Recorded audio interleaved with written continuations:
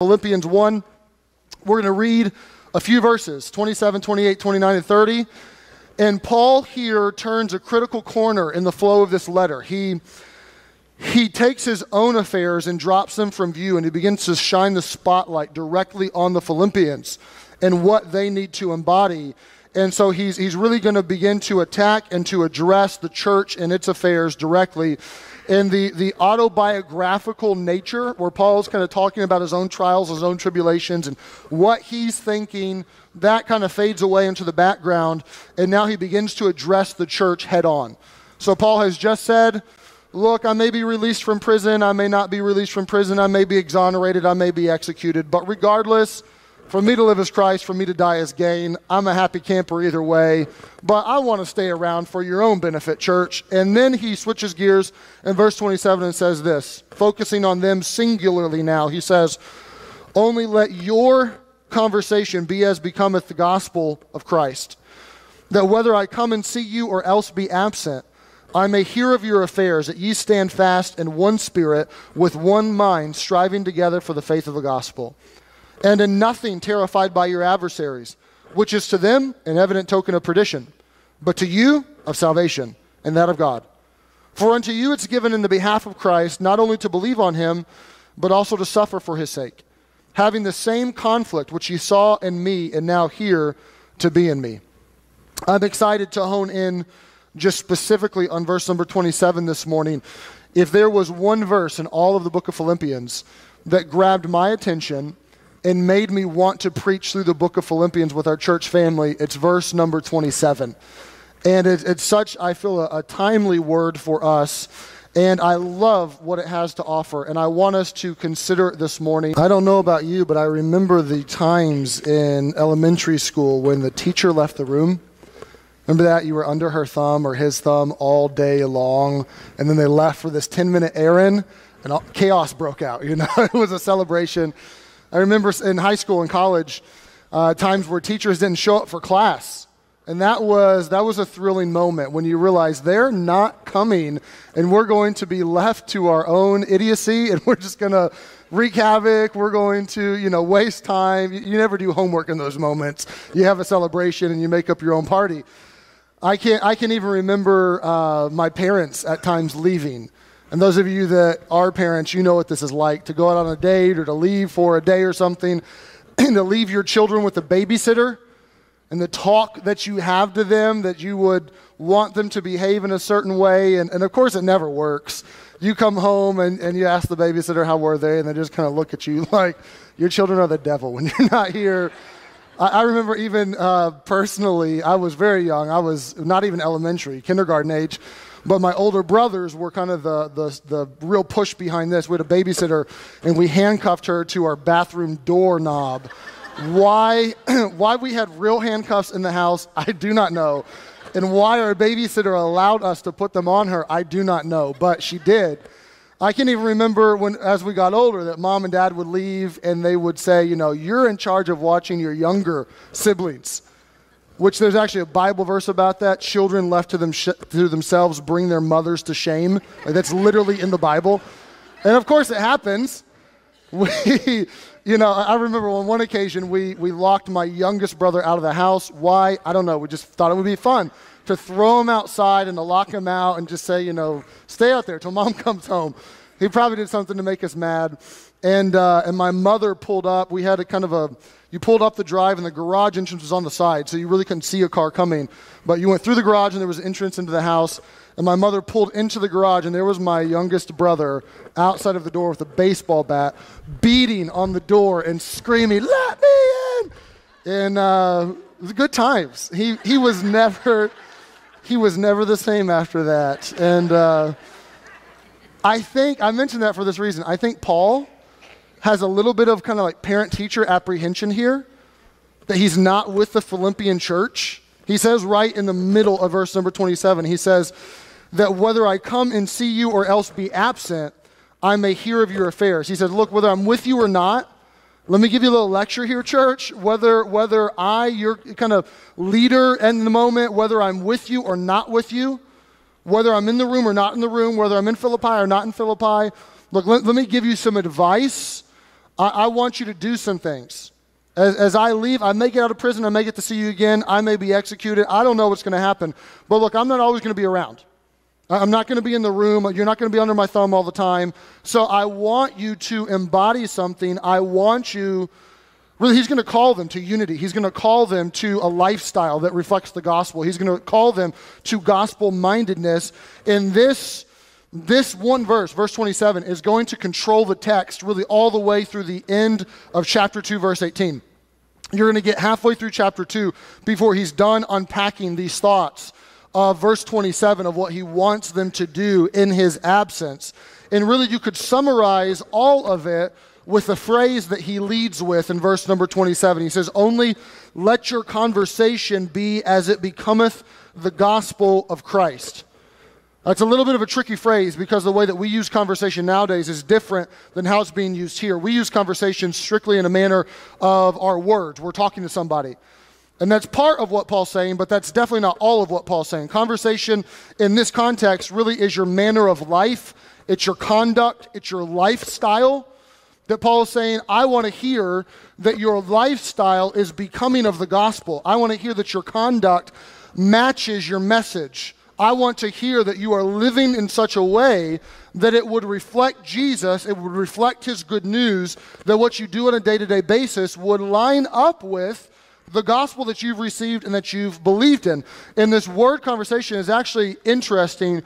It literally would mean to behave yourself as a citizen of a polis, which is where we get our word political from. Paul he's drawing on the term citizenship here. He's really saying, let your citizenship be that which is the gospel of Christ. And he's using this term for a reason. It's going to leap off the page and grab the attention of the Philippian people. Because if you remember our intro to Philippians, Philippi was a colony of Rome. So it's far away from Rome, but it's actually an outpost, a colony of Rome, and those that were Philippians had Roman citizenship. That had a plethora of benefits. Probably the biggest one was that they never had to pay taxes ever. You had a lot of personal benefit if you were a citizen of the Roman Empire. You're not a Jew that's under oppression that has to pay taxes all the time to the tax collectors. You get to reap the benefits of those taxes. You get to be a citizen. You get to live in light of that citizenship. And colonies were very protective of that. There was extreme pride in being a citizen of Rome. And I would even say, almost in a similar way, most Americans have an extreme pride of being American. Not all, but most are extremely thankful for their country and have a lot of pride in the flag and the anthem. So we can kind of relate with this a little bit. There was a lot of pride to be a citizen in a colony of Rome, and those that were citizens lived with the good of the state, with the good of the empire in mind. That what I do, what I say, how I act, my business, all of that is meant to have this overarching principle that I want the good of the state to be propelled. I want to live in such a way. I want to hone my gifts, my abilities, my talents. I want to hone those so that the state can benefit, so that I can live with the values of the state in mind. I can live with the expressions of the state. I want this culture of Rome to go forward. So those that were Philippians knew this. They got this. They got what it meant to be a citizen of somewhere. And Paul is calling them really to move their citizenship from Rome to the gospel of Jesus.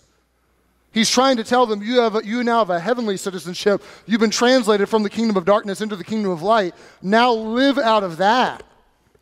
Don't live strictly for the benefit of the empire. Don't live strictly for the benefit of yourself or of your colony or of Rome. Now I want you to be part of a new community in Jesus. Live like that. You could say it this way. Is what they were living for, is what you are living for, is what I'm living for, worthy of Christ dying for? Do those match? Does my life and what I'm doing in my life and what flows out of my life, is that synonymous with the gospel of Jesus? Do those two go together? Am I taking my cues from the gospel, or am I taking my cues from culture? Am I taking my cues from the good news of Jesus Christ, or am I taking my cues from traditions or what someone thinks I should do or what my business friend says that I should do? Where are you living out of? What is your motivation? What is really guiding and shaping the direction of your life? And so this has deep ethical content. There are some implications here that are vast and broad. This one phrase means literally everything's on the table. If you have a conversation or a lifestyle or conduct or a citizenship that is informed by the gospel of Jesus, what Paul is calling them to do here is to say, look, everything that's in my life is on the table, and I'm going to evaluate it all, and I'm going to see if that matches up with Jesus or does not match up with Jesus. What this means is that the gospel begins to attack your day-to-day life, which is kind of tough for us. It's almost a little bit mean, it feels like. Not just, okay, I believe in Jesus, I'm a Christian, check, and I go to church every once in a while, and I try to, be a good person when I'm around other Christians, check, but no, everything. Is what I do on a day-to-day basis lining up with Jesus? Is what I watch on TV lining up with Jesus? Is what I listen to on Pandora or on the radio lining up with Jesus? Is the concert that I just went to lining up with Jesus? Is what I'm wearing lining up with Jesus? Is what I'm posting on social media or liking on social media lining up with Jesus? All of it. Is my day-to-day, are my actions, are my words, are my attitudes when trials or troubles come my way or when someone steps on me or belittles me, what's the attitude that flows out of me? Does that line up with the gospel message? This is what Paul is saying. My big goal is that whether I'm with you or not, absent or present, I want to hear that you are living in light of the gospel and that what you are doing and saying and living for is coming out of that. It's reflective of Jesus. Whatever happens, I want your conduct to be worthy. I want your conduct to match your message. I've had people ask me this, Pastor, is the Christian life about being or doing? And the answer is both. It's about who you are. It transforms you on the inside. It should work in you if you've believed in Jesus and you know his message, but it also begins to manifest itself on the outside. It has to. It starts to change behavior and help you see that things that I was okay with or were normative to me before Christ or were normative to me when I was backslidden. Maybe I did know Jesus, but I wasn't living for him. That the intricacies of my life begin to change and shift and alter and it begins to work itself out in a really practical, pragmatic way. You can say it this way, the church can't live beneath its theology. It's one thing to know Jesus, to believe in him, and to have your get-out-of-hell-free card. It's a whole nother thing to say that my life and what I'm going to do on a day-to-day basis is going to match that theology, and those are going to line up with each other. It's been said that the church should live as if Jesus died yesterday, rose this morning, and is coming back this afternoon. And that's true. What we're doing, saying, being, how we act, how we conduct ourselves, our citizenship should be in Jesus, and we should live out of that. And the early church got this. I don't know how well the modern church gets this, but the early church definitely did. You have a lot of letters, and the biggest thing that the early church had to offer, they had no political power, they had no financial power, they had nothing to offer other than their testimonies. The words that they would use to tell people about the good news of Jesus, but the lives that they lived in front of people. If you read church history at all in the first 3 centuries, you will find story after story after story. History is just replete with people and stories that they lived it out. Like it affected what they did on a day-to-day basis. There's one I'll share with you. There was a philosopher named Athenaragus, and he pleaded with emperors Marcus and Lucius to stop their policies of persecuting Christians. And this was late 2nd century, about 179 AD or so. And he wrote a letter to the emperors, and this was his testimony. There's a very memorable kind of stanza in his letter, and he says about Christian people to the emperors, please stop killing us. Here's why I think you should stop killing us. He says, with us, on the contrary, you will find unlettered people, basically people who don't know how to read and write, tradesmen, old women, who though unable to express in words the advantages of our teaching, we demonstrate by acts the value of their principles. We do not rehearse speeches, but we evidence good deeds. When struck, we do not strike back. When robbed, we do not sue. To those who ask, we give. And we love our neighbors as ourselves. That was his testimony. You know what his testimony was? We live different. Look at our lives. We not be able to give you some speech and be verbose on why you should believe this and why you should stop this, but all I can offer you is look at us. See what we do. See how we act. See how we conduct ourselves. See what we say. See what moves us. You'll find something altogether different, and we think it'll be appealing to you, and you should stop killing us because of it. That's what he's saying. And we have to ask ourselves the tough question, is that anywhere close to my life? Is it anywhere close to my family's life? Is it close to the life of our church? Do we conduct ourselves, operate our day-to-day living out of the gospel of Jesus Christ? It's been said that the best argument for Christianity is the best argument against Christianity, and it's the life of a Christian. It's one or the other. People look at you and how you live, and sharing the gospel is much more than just life. There is a message to tell as well. But people look at how you live, and they either say, I don't buy it. They're just like me. They do what I do. They say what I say. They go where I go. They watch what I watch. They laugh at the same filthy jokes. Everything's just like me. Why would I want that? Or there's something different that would compel people to say, look at my life. Look at even how I used to live, and it's changed me. Something's working in me. There's a life that's being evidenced. I'm not just a witness. I'm part of the evidence. This is Paul encouraging this church to say, you know what? We are going to live a life that's worthy of Jesus, and that's the way it's supposed to be. The gospel is supposed to inform our day-to-day living. It's much deeper than just some cognitive exercise and some mental ascension to, oh yeah, I believe that Jesus died and he was buried and he rose again. I believe that. Now let me get on with my life. It's much more than that. It's supposed to take root. It's supposed to attack your motives and your attitudes and what you do or what you don't do. You're supposed to live out of that. And what's beautiful about it is it actually is practical. There's real life implications here that are beautiful for you to live out of. Like it's not just hey, you should do this, but it's an impossibility. Like there's actually something substantive there that you can latch onto. If you're struggling with forgiveness, you look at the forgiveness of Jesus. To summarize his parable, he says, you were forgiven this much. How can you not forgive somebody this much? Right? You look and see that my sins put him on the cross. He forgave me of all that I've done. How could I not let somebody else off the hook? You're grieving the loss of a loved one. There are several right now in our church this month who have lost loved ones. What do you do with that? You take it to the Lord. You know that he can be touched with the feelings of our infirmities. That he did lose a friend. He lost Lazarus and he wept. His own mother mourned at his death on the cross. And there's help there. There's something that you can run to there. Wrestling with sin in your life, you run to Jesus. He was in all points tempted as we are, yet he was without sin. So it makes sense that he would be the one that could tell us and help us overcome and get through that. You're struggling with how to be a good husband or a good wife? You look at Christ. He loves the church, and he gives himself for it, and he operates with our good and our benefit on our behalf. You're prideful, arrogant, self-absorbed. Just look at Jesus for a little bit. Look at the gospel. I guarantee you what will happen is he'll become a little bit more beautiful, and you'll be a little less beautiful. Right? I hope you caught what the choir sang this morning. They just magnified and glorified and exalted. I don't know why it's doing that. Just put up with it. They just exalted.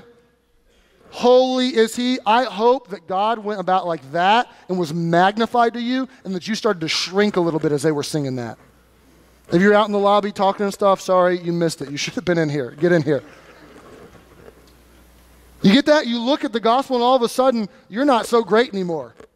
He died for you. Your sins put him on the cross. And all of a sudden, your pride starts to get squashed a little bit, and you get stepped on a little bit. And the opposite of that is true as well. You have self-condemning spirit. You struggle with depression and woe is me and who am I? You look at the cross and you find out that you're valuable and you're loved. He did die for you. He loved you. And he gave himself for you. And you find that there's something worthwhile inside of you, that you were worthy enough that he did die. You feel bottled up inside and you express yourself, searching for some cathartic experience with some counselor or with someone else to talk everything out. You know what? Run to Jesus. Cast all your care upon him because he cares for you. You can enter boldly into the throne room of grace. You can tell him your needs. You can find what you need there. I could go on and on and on and on and on. The gospel is supposed to attack real life. It's supposed to change who you are and how you act and the things that you struggle with. It's way more than just eternity in view. It's supposed to move in and help you live day to day. You say, Pastor, I feel like I'm so far from that. Me too. Real life, me too. It does not take me very long to start to inventory my life and to find things that are inconsistent with the gospel message. To find things that stand out as glaringly obvious that doesn't match the good news of Jesus, that he gave himself for me and he was buried and he rose again and he gives me life. It's real easy to find that. But, and I would imagine the same is true for you, right? To look and to find that, man, it's right there in my face. That took me 2 seconds. But we don't shrug it off and say, you know what? This side of glory, I'm never going to be perfect. Oh, well, I'll be released from the presence of sin one day. I'll just continue on. No. That's not the answer. The answer is to look at it and to lay it down. To repent and say, Lord, I'm sorry that I'm doing this. This doesn't match. This doesn't work. It's not synonymous with you and what you've done for me and your good news. So I lay it down and I ask you, help me.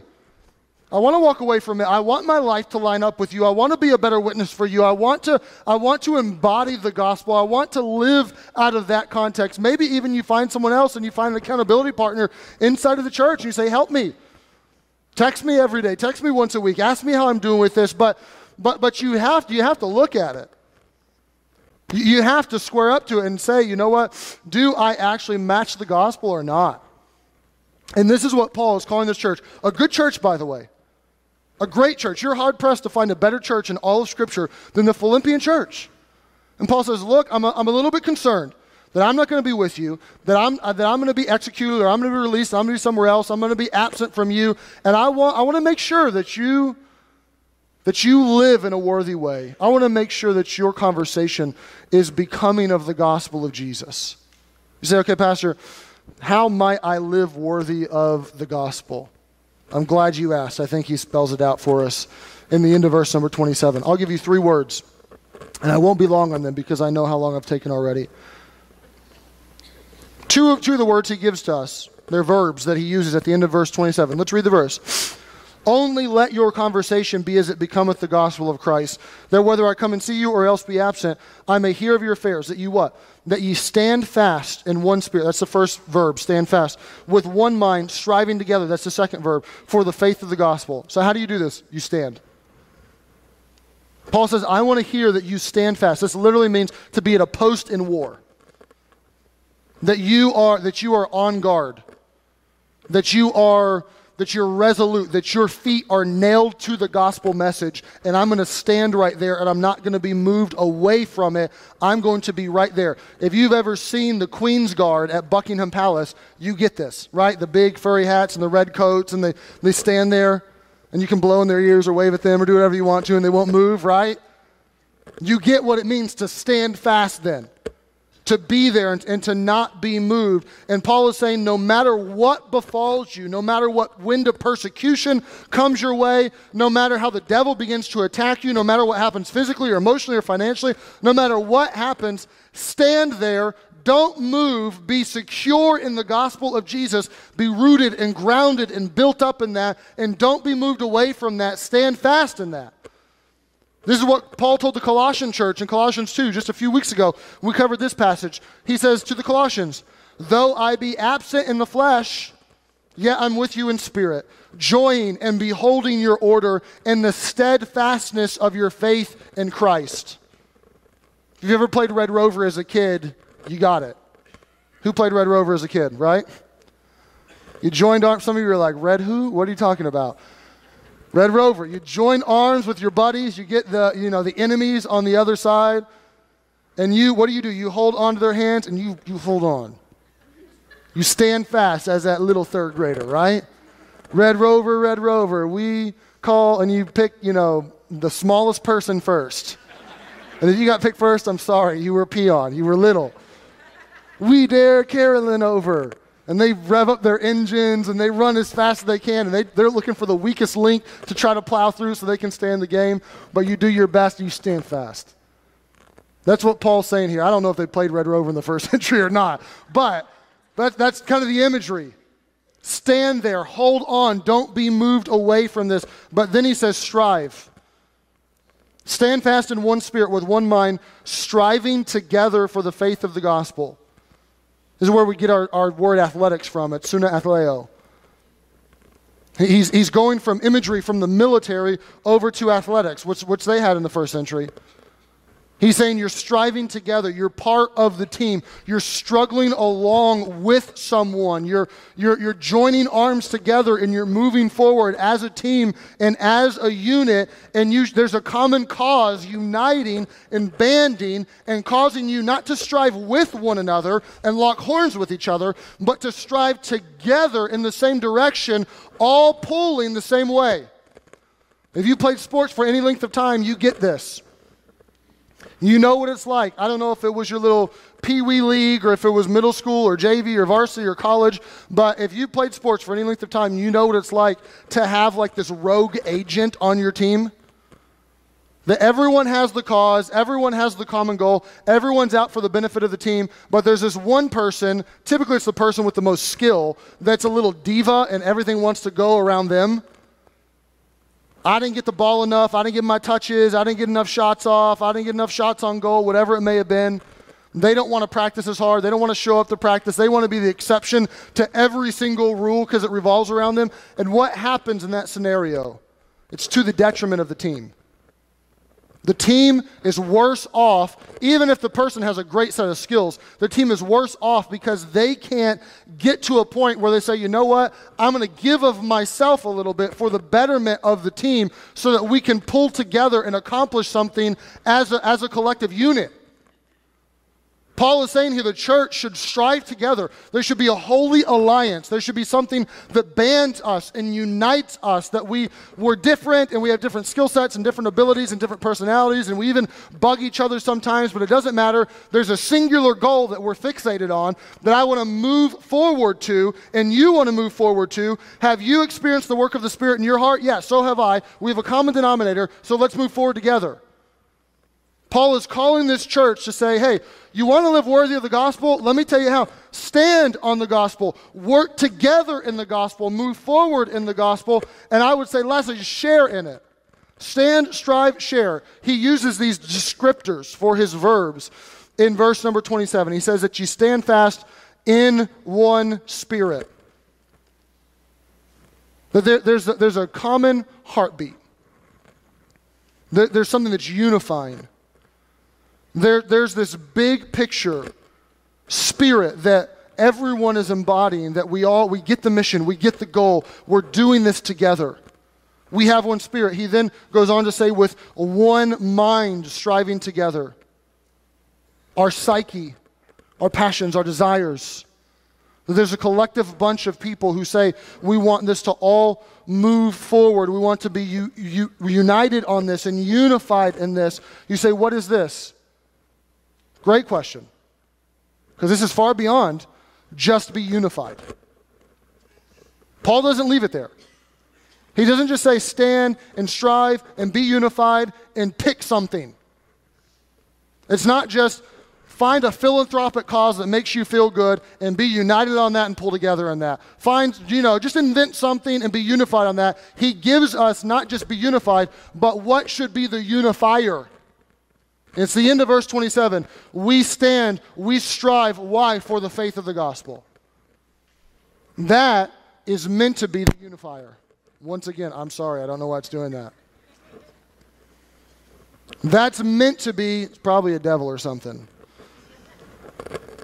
That's meant to be what links us. That's meant to kind of melt away all of the petty differences that we have.